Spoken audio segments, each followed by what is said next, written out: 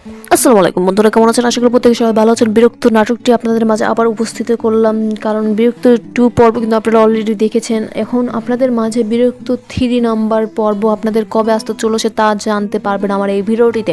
তো আমার ভিডিওটি না টেনে শেষ পর্যন্ত দেখতে থাকুন। বিরক্ত নাটকটির 3 নম্বর পর্ব কবে আসতে চলেছে। তো বন্ধুরা, আপনারা যারা যারা বিরক্ত 2 এবং বিরক্ত 1, বিরক্ত এইসব এই কয়টা নাটক, মানে যে কয়টা নাটক ছিল বিরক্তর, যেগুলো দেখেছেন আপনাদের কাছে কেমন লেগেছে? হাস্যকর নাকি মন মরা ছিল?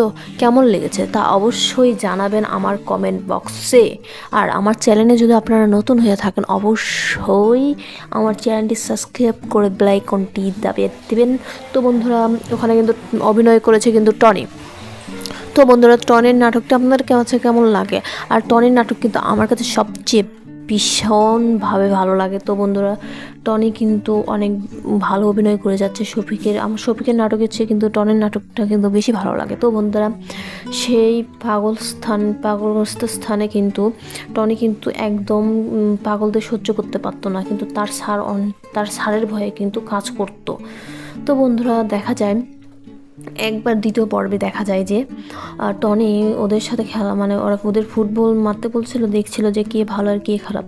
তখনই হচ্ছে ডাক পড়ে যে টনিকে ডাক পড়ে যে একজন লোক বলছে টনির আপনার মতন নাকি ওর বয়ফ্রেন্ড ছিল, তা আপনার হাত দিয়ে খাওয়াইতেও দিতে বলছে।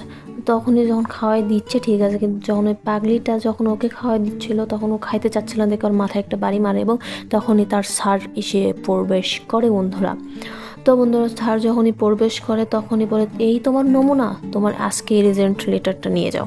তো বন্ধুরা, তারপরে অনেক রিকোয়েস্ট করার পরে ওকে খাওয়ানো শুরু করে। তো বন্ধুরা, তাকে বলছে সুস্থ হওয়া পর্যন্ত ওকে সেবা করতে হবে। তো কিছুদিনের মধ্যে এই নাটকটি রিলিজ পেতে যাচ্ছে। তো অবশ্যই আমার চ্যানেলটি সাবস্ক্রাইব করে তো পাশে থাকবেন। আল্লাহ হাফিজ, ধন্যবাদ।